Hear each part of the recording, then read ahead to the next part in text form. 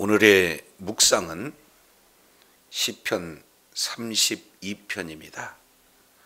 오늘 본문의 말씀을 통해서 살아계신 하나님을 만나고 은혜의 보좌 앞에 담대히 나가서 때를 따라 돕는 은혜가 있기를 원합니다. 시편 32편 내용은 사죄의 기쁨을 찬양하고 있는 내용입니다. 이 시편 32편 1절 내용을 통해서 보면 허물을 사함받고 자신의 죄를 가리어진 자가 복이 있도다 이렇게 시작하고 있고요.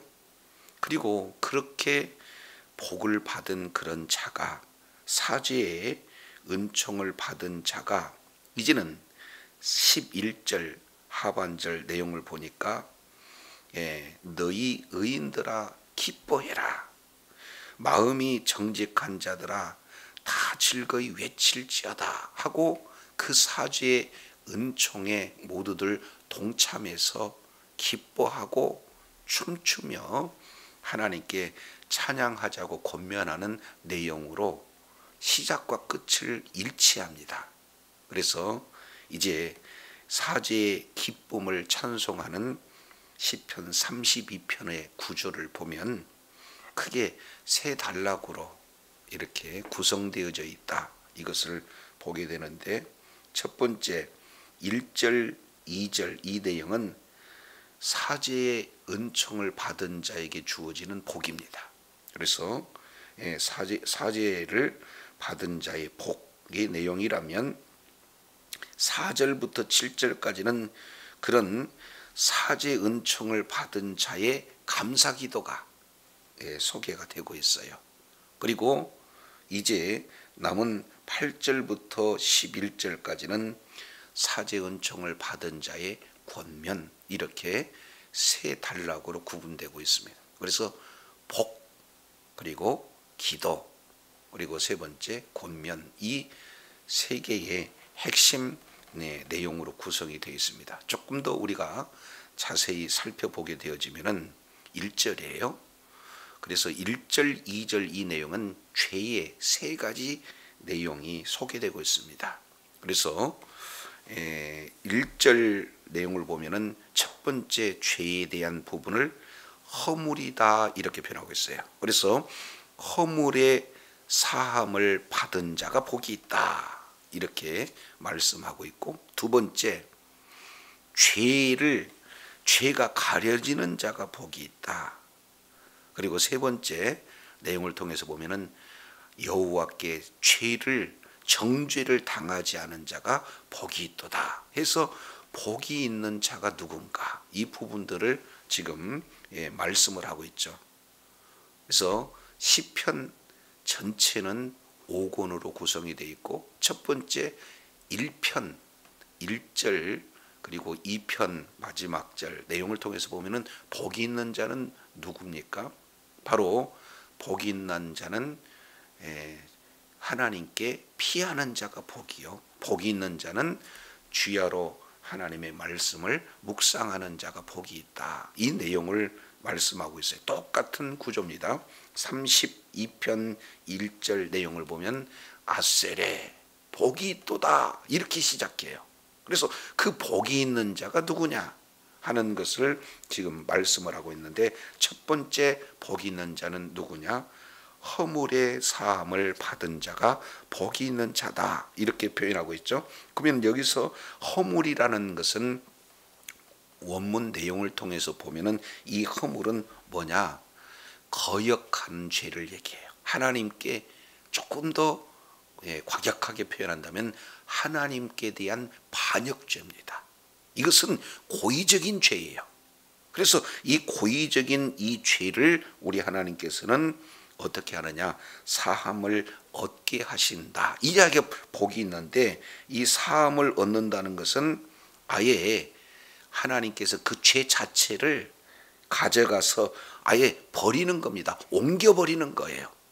그래서 흔적도 남지 않게 죄를 이렇게 옮겨버리는 그런 자가 복이 있는 자다 이렇게 말씀을 하고 있죠. 그래서 구약성경 예레미야 31장 34절 이 내용을 통해서 보면은 아예 그 죄 자체를 없애버림으로 기억하지 않겠다 이 내용을 말씀하고 있고요. 그것이 실제 이제 새 언약에 주어지는 내용인데 히브리서 10장 15절부터 17절까지 내용을 통해서 살펴보면은 아예 우리 하나님께서 그 죄 자체를 기억하시지 않겠다. 왜 그래요? 하나님께서 그 죄를 아예 들어서 옮겨버려요. 완전히 그 죄 자체를 없애버리기 때문에 기억하지 않겠다는 거죠.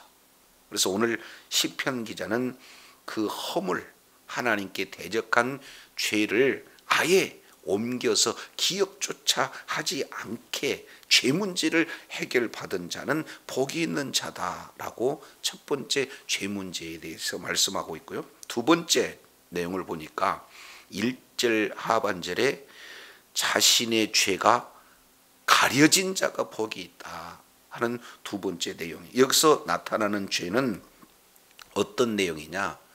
하나님의 말씀에서 벗어난 겁니다. 이것을 이제 아예 하나님의 말씀을 벗어나서 하나님의 말씀을 어기는 죄, 이 내용을 말씀을 하고 있어요. 그래서 이 내용은 죄를 치우는 것이 아니라 죄를 옮기는 것이 아니라 그 죄 자체를 아예 가려주는 거죠. 그 죄를 덮어주는 거죠. 그래서 이제 두 번째 죄의 가리움을 받은 자가 복이 있다 이렇게 말씀한 거고, 세 번째입니다. 2장 2절의 내용을 보니까 마음에 간사함이 없고 여호와의 정죄를 당하지 아니하는 자는 복이 있도다. 그런데 이걸 조금 더 원문 가까이 표현하게 되어지면은 세 번째는 정죄예요. 첫째는 허물, 두 번째는 죄, 세 번째는 정죄. 이 정죄라고 하는 이 내용은 아온이라는 그런 단어를 쓰고 있는데 이것은요 아예 왜곡된 것, 구부러진 것.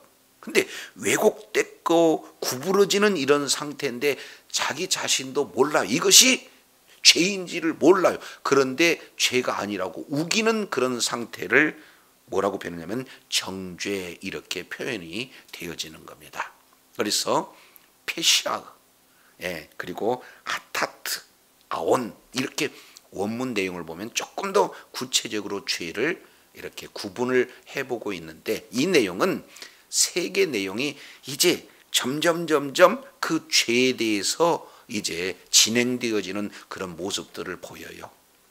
이것을 마치 어린아이가 이제 완전히 의도적으로 고의적으로 부모님을 거역하는 이런 내용이 허물이라면 이제는 부모를 멀리 떠나서 자기 맘대로 자기의 고집대로 이렇게 짓는 그런 어떤 내용을 죄다 이렇게 표현하고 있고, 이제 정죄라고 하는 이 내용은 오히려 그것이 정당하다는 거예요. 알지 못하니까 그것을 아예 구부러진 길을 걸으면서도 이것이 맞다라고 우기고 있는 이런 죄악들, 이 세 가지의 죄악의 내용을 우리는 죄 이렇게 일반적으로 알고 있잖아요. 그래서 이런 죄 문제를 하나님께서 완전히 치워주고 그리고 또 덮어주고 그리고 아예 그거 우리 하나님께서 이제는 이제 용서해주는 이런 자가 뭐가 있다고 표현하고 있습니까? 복이 있도다 이렇게 말씀을 하고 있는 거예요. 자, 그런데 왜냐하면 왜 이렇게 죄 문제가 해결받은 자가 복이 있을까? 이 내용을 조금 더 시편 2편 복 있는 자와 연관시켜 본다면은 하나님 앞에 뭐 하는 자가 복이 있느냐?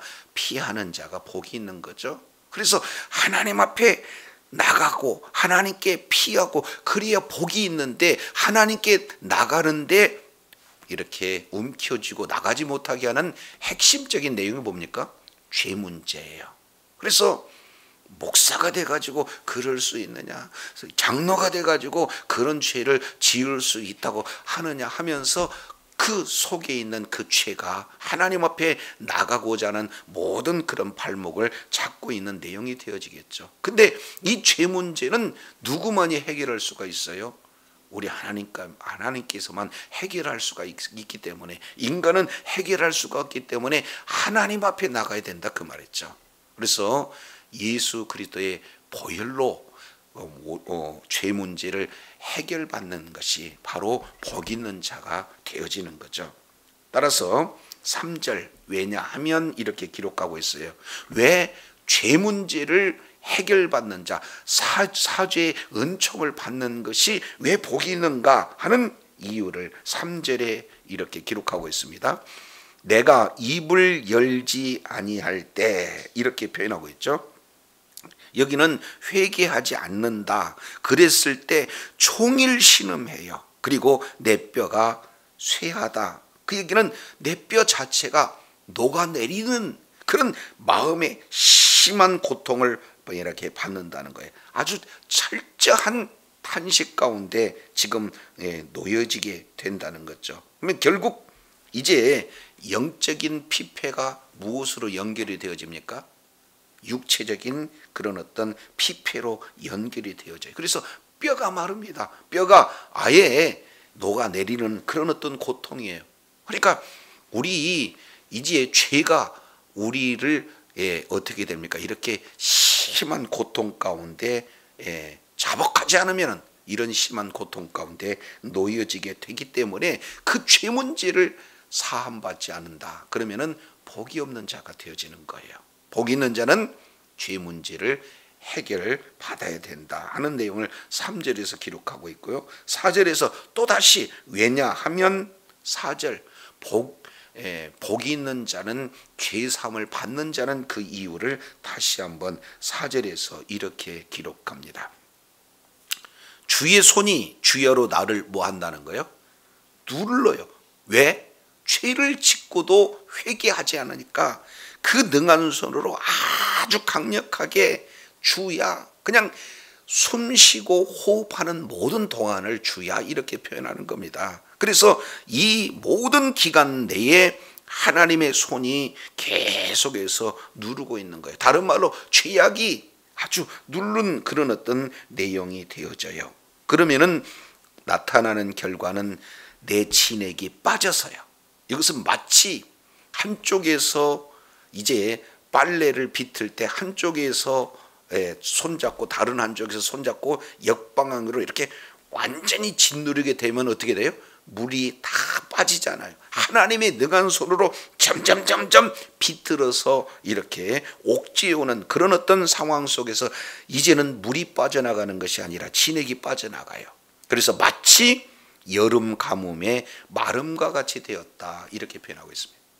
이것을 시편 1편에서는 복이 있는 자는 주야로 묵상하는 자요, 그 주야로 묵상하는 자에게 주어진 것은 이제 시냇가에 심은 나무가 철을 따라 열매를 맺는, 그러니까 아주 시냇가에 심은 나무처럼 물이 풍성한 그런 내용인데, 반대로 이제 죄 사함을 받지 못한 그런 자는 지금 여름 가뭄의 마름과 같이 되는 내용이죠. 철저하게 바싹 마른 나무의 모습, 진액 자체가 완전히 빠진 그런 어떤 나무의 모습과 같다라는 거예요. 얼마나 이제 영혼의 고통과 육체적인 고통, 여러 가지 질병, 환경적으로 만나는 그런 고난, 이런 내용들이 마치 여름 가뭄에 마른 그런 나무와 같은 고통 가운데 있다는 거예요. 그러니 이제 이런 종일 신음에서 뼈가 마르고 그리고 진액이 다 빠진 그런 여름 가뭄에 이제 나무처럼 이렇게 되는 내용은 죄 문제인데, 이 죄 문제를 해결받는 것이 그만큼 이제 복이 있는 자다라는 사실을 지금 시편 기자 다윗은 이렇게 고백하고 있는 것을 보게 되어져요. 자, 그러면서 이제 5절 내용을 통해서 보면은 이제 회개가 무엇인가 하는 내용들을 3단계로 하나님 앞에 기도하고 있는 거예요. 그만큼 죄 문제가 무섭기 때문에. 자, 5절 내용을 보니까 이렇게 말씀합니다. 내가 이르기를, 기도하는 거예요. 내 허물을 여호와께 자복하리라. 첫 번째 회개의 내용은 자복하는 그런 어떤 내용, 하나하나 내가 지은 죄악들을 이렇게 드러내 보이는 겁니다. 하나님, 이런 죄가 있어요, 이런 죄가 있어요 라고 하나님 앞에 지금 하나하나 자복합니다. 그리고 두 번째 회개의 단계는 주께서 주께 내 죄를 뭐 했어요?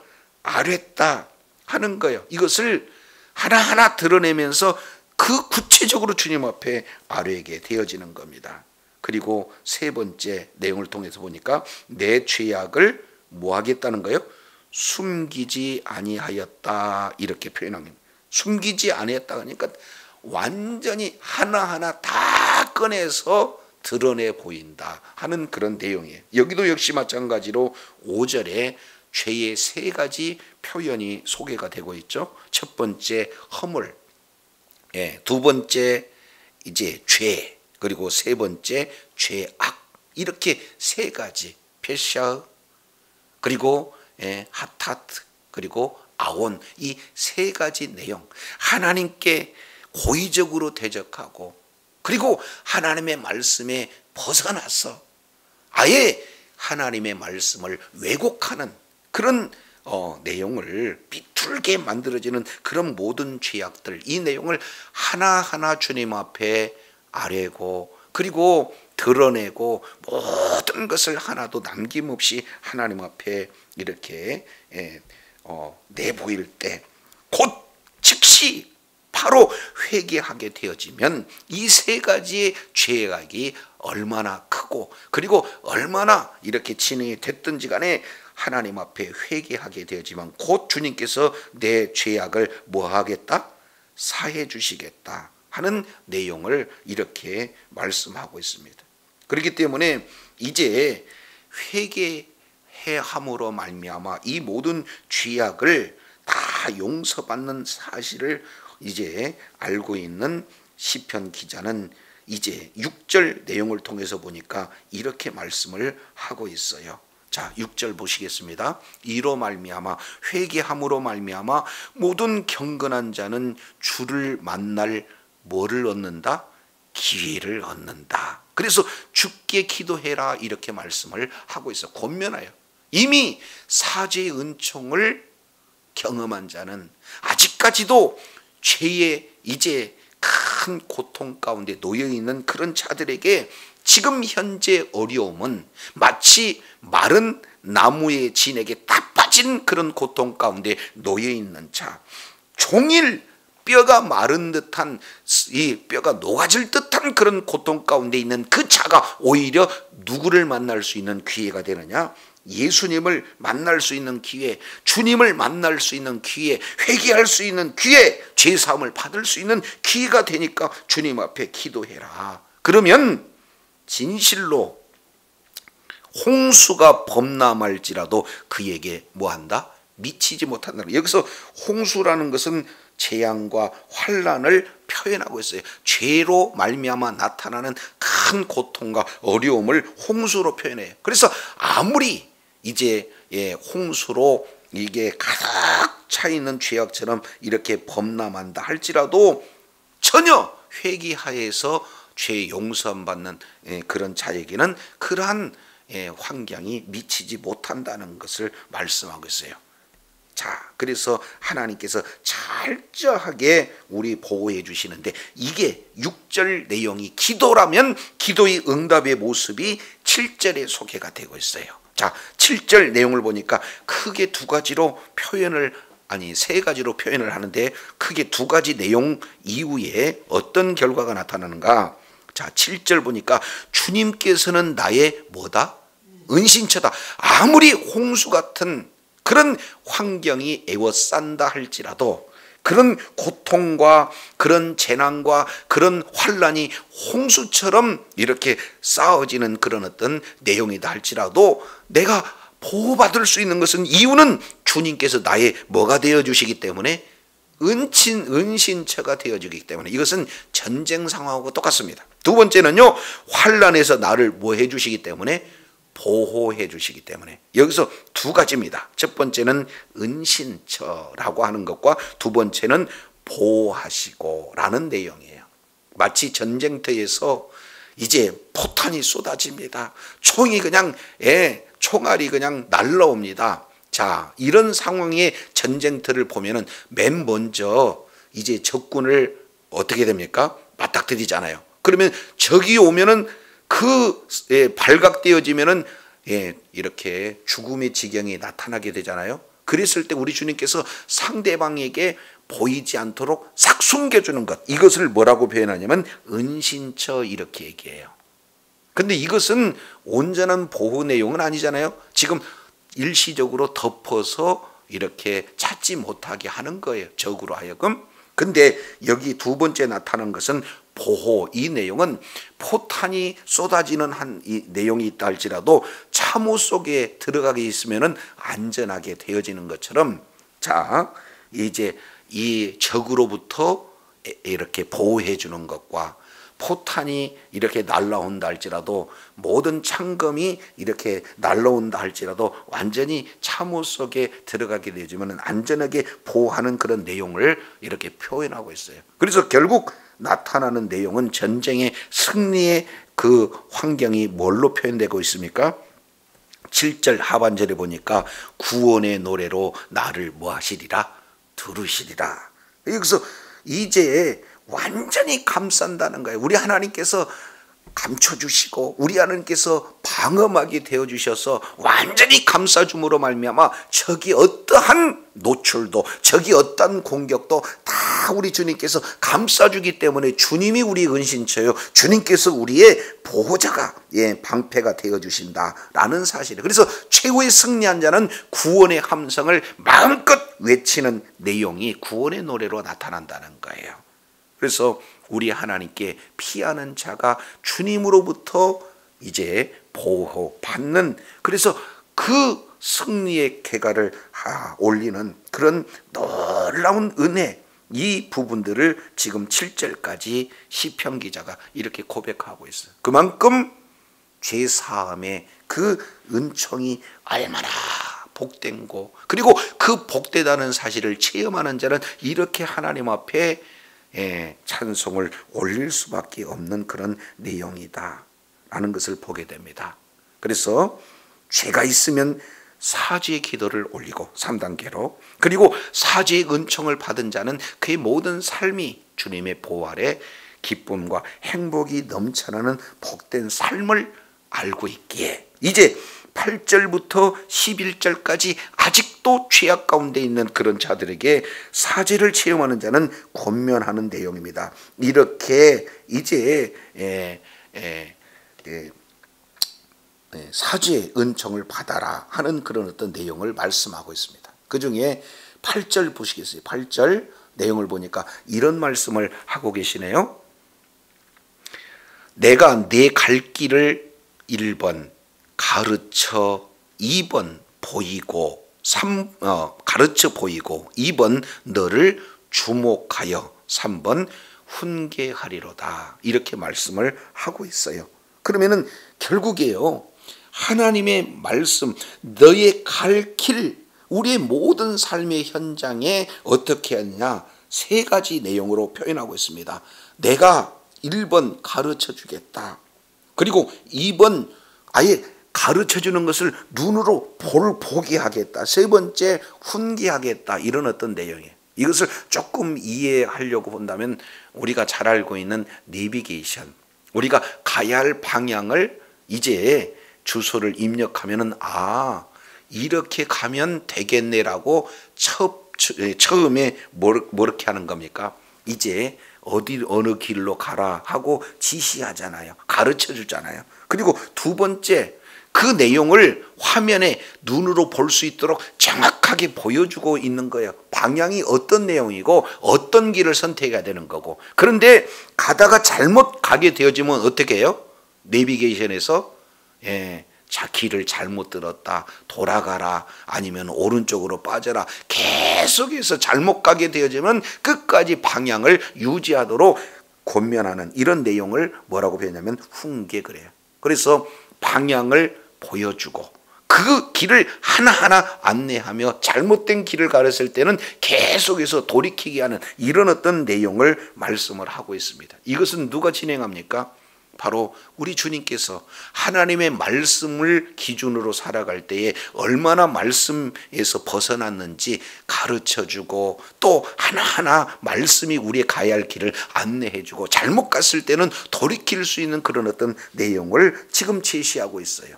그런데 9절 내용을 통해서 보니까 이렇게 하나님의 뜻에 벗어났는데도 불구하고 아주 고집세고 완고한 그런 자들처럼 돼서는 안 된다는 거예요. 그래서 노새, 이 굉장히 완고한 그런 어떤 동물로 이렇게 알려져 있잖아요. 그런 자들처럼 이렇게 되지 말라라. 만약에 노새와 같이 이렇게 되어진다 그러면은 말이나 노새 이런 어떤 내용은 자기 고집이 계속해서 이렇게 드러나기 때문에 그런 자는 강제적으로 끌고 간다는 거예요. 재갈을 물려서 단속하게 되어진다. 그러니 강제로 끌려가기보다는 자발적으로 주님 앞에 회개하는 길이 낫다 이렇게 말씀하고 있어요. 자, 왜냐하면 10절 보겠습니다. 악인에게는 뭐가 많이 나타납니까? 많은 슬픔이 나타나요. 끝까지 죄를 고집하고 이제 회개하지도 않고 강제적으로 끌려가는 그런 어떤 회개하지 않는 그런 자에게는 슬픔이 계속해서 나타나게 되어지는 것을 보게 됩니다. 3절 어떤 내용입니까? 종일 신음하고 뼈가 녹는 슬픔이 나타나요. 그리고 그 뒤에 4절 내용을 보니까 여름, 가을, 마름과 같은 그런 슬픔의 환경이 나타나는 거예요. 반면 여호와를 신뢰하는 자에게는 하나님의 그 사랑, 변함없는 그런 사랑이 이제 이루어지기 때문에 사죄의 은총을 받는다는 거예요. 그래서 오늘 시편 32편 전체의 결론은 무엇이냐? 11절입니다. 두 가지죠. 첫 번째 내용을 통해서 보니까 의인이 나오고 두 번째 마음이 정직한 자들이 나와요. 그래서 의인인 너희들아 여호와를 기뻐하고 즐거워해라. 그리고 마음이 정직한 너희들은 다 즐거이 외칠지어다 이렇게 표현하고 있어요. 여기서 의인이라고 하는 그런 자들은 이제 죄를 짓지 않는 자들을 의인 이렇게 표현하잖아요. 그런데 이 마음에 정직한 자는 어떤 내용인가? 1절 이거하고 똑같아요. 허물, 죄, 정죄 이 내용에서 이제는 회개함으로 죄를 고백함으로 말미암아 죄를 이제 용서받은 자를 마음이 정직한 자들 이렇게 표현해요. 그럼 결국 죄를 모든 사람들은요 죄를 안 짓는 것이 이제 복이 있는 것이 아니고 안 짓는 사람이 없어요. 다 죄를 짓는데 그 죄 지은 자가 어떻게 되는 겁니까? 주님 앞에 회개하는 자가 진정한 복이 있다라는 사실을 말씀하고 있어요. 그래서 의인들은 하나님께 죄가 없다라고 인정받은 자, 그런 어떤 자는 죄가 없어서 의인이 아니라 죄를 용서받는 자들은 그것 때문에 기뻐하지만 정직한 자는 죄를 지었는데 그 죄 지은 내용을 하나님 앞에 자복하고 회개함으로 말미암아 이제 거짓 없는 그런 마음을 하나님 앞에 드렸을 때 하나님이 죄를 용서해 줌으로 말미암아 그 은혜가 너무 커서 이제는 즐거이 춤추고 외치는 그런 어떤 자가 되어진다라는 사실을 말하고 있어요. 그래서 오히려 의인보다는 정직한 자들이 더 하나님 앞에 뭐 하는 겁니까? 감사 찬송이 더 넘쳐나는 모습들을 살펴봐요. 자, 우리 이제 한 군데 보고 마치겠습니다. 로마서 4장. 로마서 4장 로마서 4장 7절 내용을 보니까 그 6절 하반 6절부터 보죠. 자, 일한 것이 없이 하나님께 의로 여기심을 받은 사람들의 행복에 대해서 다윗은 말한다 하면서 지금 사도 바울이 다윗의 예를 표현하고 있어요. 그게 뭐냐? 오늘 시편 32편 1절 2절 말씀을 인용하고 있죠. 그 불법의 사함을 받고 그 죄를 가리움 받은 자는 복이 있다. 또 주께서 그 죄를 인정치 않은 사람은 복이 있다 함과 같으니라, 이렇게 표현을 하고 있죠. 오늘 시편 이제 기자는 다윗을 말씀을 하고 있는 것을 우리가 보게 되어지죠. 다윗은 우리가 잘 알겠지만 이제 다윗의 그 죄악 가운데 대표적인 것이 뭡니까? 밧세바를 이제 범하고 그것을 완전히 은폐하기 위해서 또 이제 우리아를 남편을 죽이는데, 그 우리아는 신복이잖아요. 자, 그래서 신복의 아내를 범하는 것도 죄요, 그 신복 자체를 교묘하게 위장해서 죽이게 하는 것도 죄예요. 그리고 결국에는 죽고 난 다음에 그 아내를 빼앗은 이런 내용도 죄악이잖아요. 사실은 다윗이 짓는 이 죄가 얼마나 이게 악한 죄인지 몰라요. 그런데 이 죄를 지은 다윗이 이 죄에 대해서 심각성을 알고 죄에 대해서 철저하게 회개했더니 우리 하나님께서 죄를 용서해 주니까 어떻게 됐습니까? 내가 진정한 복 있는 자다라는 것을 시편 32편 내용을 통해서 말씀하고 있어요. 우리가 다윗이나 우리 모두가 다 비단 다를 바가 없습니다. 그리고 다윗보다도 더한 죄악들이 우리의 삶의 현장 속에 그대로 드러나죠. 그래서 이 죄 문제를 해결하지 않으면 이런 엄청난 그런 정신적인 고통, 이제 아주 육체적인 그런 어떤 고통의 환경이 나타나고 결국에는 지옥불에 들어가서 영원토록 고난, 고통을 받을 수밖에 없잖아요. 그런데 예수 그리스도를 믿는 믿음으로 말미암아 이 죄 문제를 해결받는 이 자체가 얼마나 복이 있는지 오늘 시편 기자는 사죄의 은총에 대해서 감사하고 모든 자들에게 권면하고 있는 내용을 보게 되어져요. 먼저 예수 그리스도를 믿는 믿음으로 말미암아 죄 사함을 받는 은혜가 저와 여러분의 심령 가운데 풍성히 가여서 죄 사함의 그런 확신을 가지고 아직도 죄악 때문에 죄에 나타나는 결과 때문에 신음하고 고통할 뿐만 아니라 영원히 지옥에 갈 자들에게 바로 예수 그리스도를 통해 믿음으로 죄 사함을 얻는 것이 진정한 복임을 우리가 선언하여 하나님의 마음을 시원케 하고 하나님 앞에 끝까지 존귀한 그런 복된 자리에 있어야 될 줄로 믿습니다. 기도하겠습니다. 하나님 아버지, 감사합니다. 다윗은 이제 죄를 짓고 얼마나 정신적, 육체적, 그래 환경적인 고난, 고통 속에 있었던지 마치 뼈가 녹는 듯한 고통, 그리고 이제는 아예 물기 하나, 진액이 하나도 없이 말라 비틀어지는 나무의 그런 어떤 심령을 이렇게 고통하면서 이제는 죄 사함을 이렇게 받는 자가 얼마나 복이 있는 자라는 것을 시편 32편을 통해서 고백하고 있습니다.